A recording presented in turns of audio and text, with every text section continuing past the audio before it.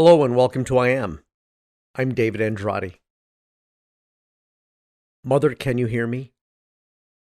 You have moved on to another place, and I need your guidance, your wisdom, your direction. I long for your love and touch. I want to just talk to you one more time. Can you hear me? We will all go through the time when someone we love moves on, passes away, onto another place depending on one's beliefs, and ask similar questions from the ones that have moved on.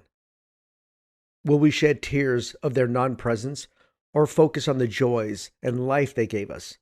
The choice is up to us. Several days ago, my mother lived on to her next adventure. We're extremely close with phone calls every morning at 7:30 a.m. A quick hello, a conversation of wisdom, a time to contemplate the love of life.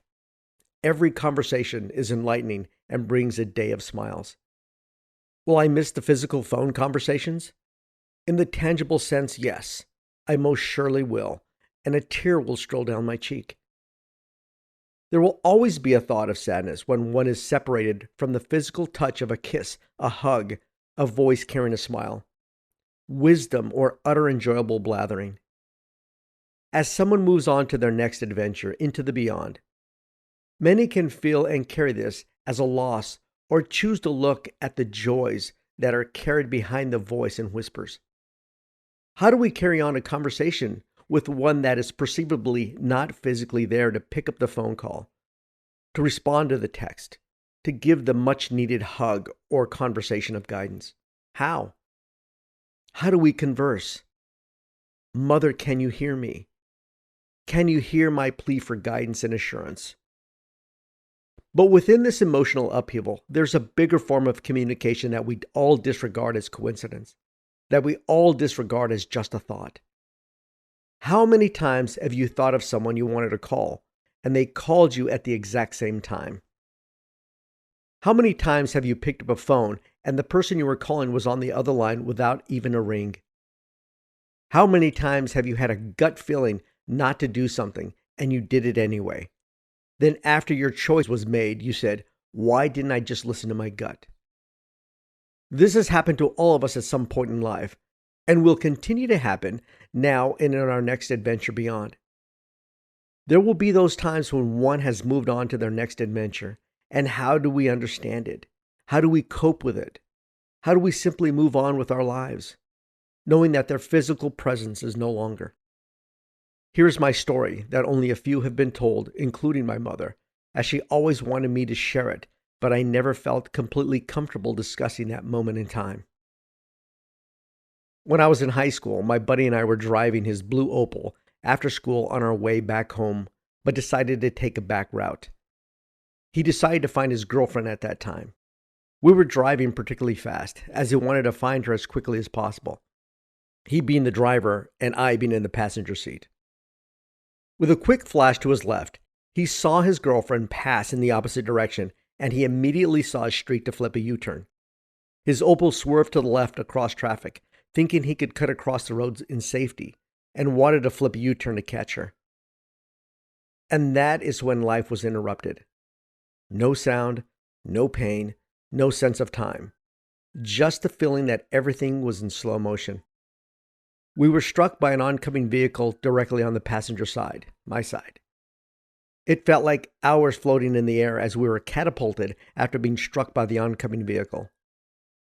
During the slow motion flight, I could only think about how slow everything was. Did life flash before my eyes? No, not at all. Just a calm flight into the crash. The crushing landing was uneventful in my mind, and I have no recollection of it. I did not feel it. I did not hear it. It was as though it didn't happen. And in a blink of an eye, I was above it all. I could see it all from my lofty vantage point. I was about 30 to 40 feet above the scene. I could see the car that had been crushed terribly. My passenger side door was crushed almost to the center console where I now laid. Was I dreaming this? Was I imagining this? No, I was living it. I knew I was no longer in a physical presence. I was beyond. I was next door, watching as everything was transpiring. There was a sense of peace, of warmth, no sadness, no pain, almost a sense of just knowing. There was a feeling of only happiness. I felt like myself, but the best of myself. There was a sense of wanting to solve to continue moving forward. There was no sense of time or room for despair. It was as though despair and sadness did not exist. It was almost like the emotions of sitting on a beach at sunset and feeling the ocean breeze just calm, like a deep, calm meditation. Then, in a blink of an eye, I could see all hell breaking loose. People rushing to the scene, cars stopping on the road to help. And for some reason, I remember almost thinking, wow, I'm way up here. And it happened instantly. I did not think of how I was able to see it all. I just knew I could.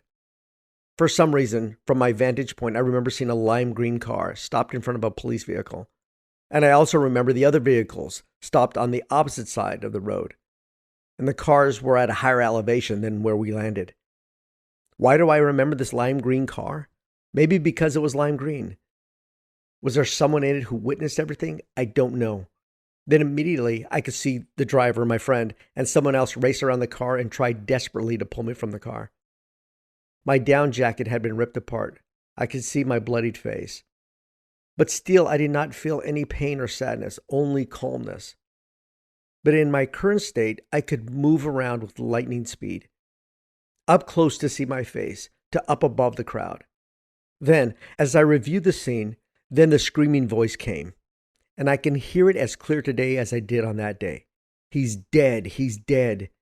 In a calm flash, I went to her, almost to see where the voice was coming from. It was as though I went not because of the words, but because of the force of emotion. I could surround her, I could feel her breath, I could look into her eyes, I could see her profile as she screamed. I remember looking at her on her left side, next to her cheek, and said, I am not dead. In my mind, or in a whisper, I said it again, I am not dead. She calmed down. Could she hear me? Could she feel me? I have no idea. I felt as though I needed to be by her to ensure her that everything was okay. I flashed one more time above everything, and then immediately I felt a pounding and throbbing in my face. Touching it and wondering why it was wet. I can still taste it and smell the dust and smoke.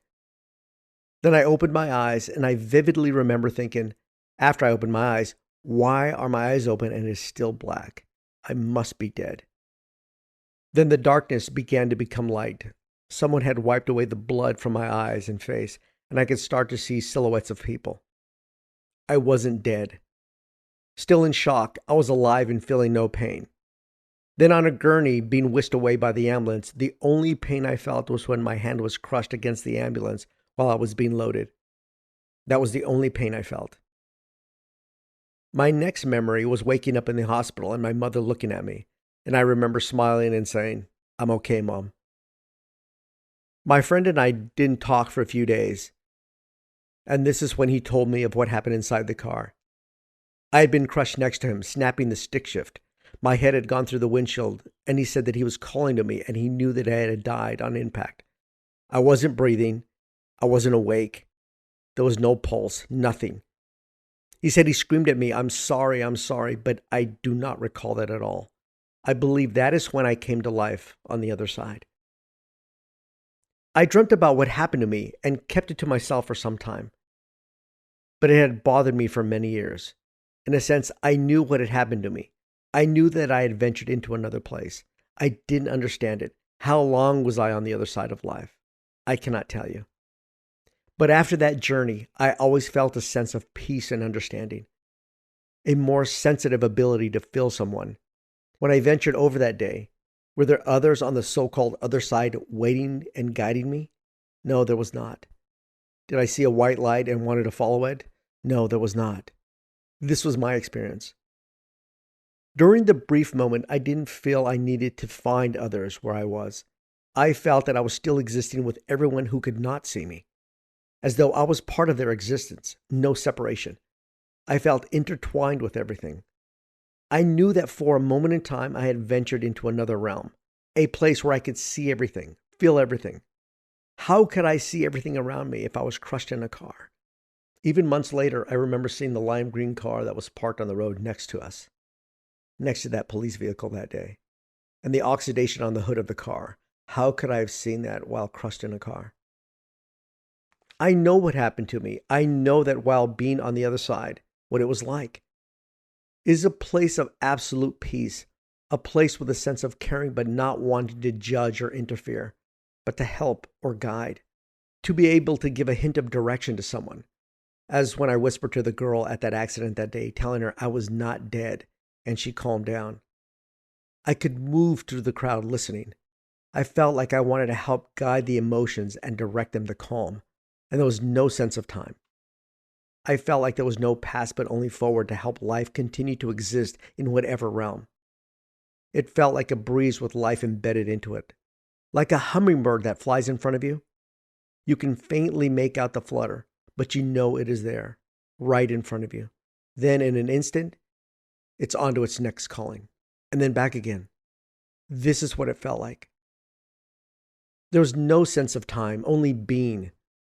How long was I there? I don't know, but I am glad that I know that it exists. Years later, I would find out more and more details of emotions and conversations that had occurred during that time. My sister had been contacted that day that I had died. My friend who was driving down broke down one day and said how sorry he was for killing me that day. And I remember comforting him and telling him, "You didn't kill me. You made me see how much more life there really is." I learned years later from his father that he was very traumatized from it, but never let me know. Can the ones we love and have moved on hear you? Yes, they most certainly can. From my spiritual vacation, I know I could hear everything and wanted to go where it was the most emotional. Loved ones that have moved on will forever be around you if you ask them to. In my experience, they have not left to a distant place, but are around you if you choose to carry on a conversation with them. Talk to them, hold their hand, make them part of your life. To let them feel your emotions. I know what I was drawn to. For me at that time, it was to be where the deepest love could be felt, the deepest emotions were being expressed. There will be those times when you feel a sensation of them being with you, purring against you like a kitten snuggling your cheek. Is it them telling you, "I am here"? It probably is. Is it logical or science-based? No, not by any means. This is the beauty of the spiritual simplicity of it. It is not meant to be understood. It is not meant to be studied. It is meant to feel. It is meant to live. It is meant to love. It is meant to trust oneself. It is choosing to believe what you cannot see, but you can feel with your heart. That gut feeling could possibly be someone trying to guide you into the best of the many choices you have in life. You will be spoken to emotionally, and don't try to justify it or scientifically explain it. Believe it, learn from it. It is your best teacher. I had to learn from it. It troubled me for years on how to understand it. Sometimes it was a heavy weight, until my mother, in her deep spiritual beliefs, helped me to cope with it, understand it, and utilize it. Mother, can you hear me? Yes, she can. She will whisper around me all day long if I choose to continue to have her by my side. And all who have traveled on need to still be wanted and conversed with. They do not want to hear sorrow, anger, sadness. For them, it does not exist. They do not want to hear that you believe they have passed away to a distant land. They want to still be with you, next to you. They want to feel your love, your light, your joy as you live on this earth. Do you want to talk to them? Talk to them, they will hear. Do you want to hold their hand? Hold their hand. Do you want to cry? They will comfort you. It is a belief you don't have to learn. You don't have to study. You don't have to be given absolution or approval. It is a sense of feeling of all life around you, that you exist on both sides of life. It is a wonderful, peaceful place. I was asked if I liked it there. And I told this person, for me, I love the craziness of this human existence, to feel all the emotional ups and downs, to be challenged physically and emotionally. I love the plethora of emotions we are gifted, and to live them all is a wonder. For now, I like to push to see what I can do while on this earth. Did I like it where I was? Yes, it was peaceful and beautiful. But for me, when I return there, I hope it is ready to make some noise. Do I feel uncomfortable sharing this? In a sense, yes. But in another sense, I feel free. It has been a long time of carrying this.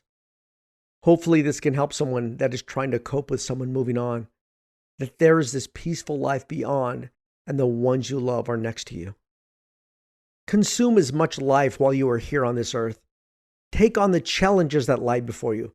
Push yourself beyond any perceived limit you encounter. You have been given a chance to live this life in amazement. Don't disappoint. This life is a wonder, and we will all someday move on to our next adventure and challenges. Love with all you have. Take a bite out of life.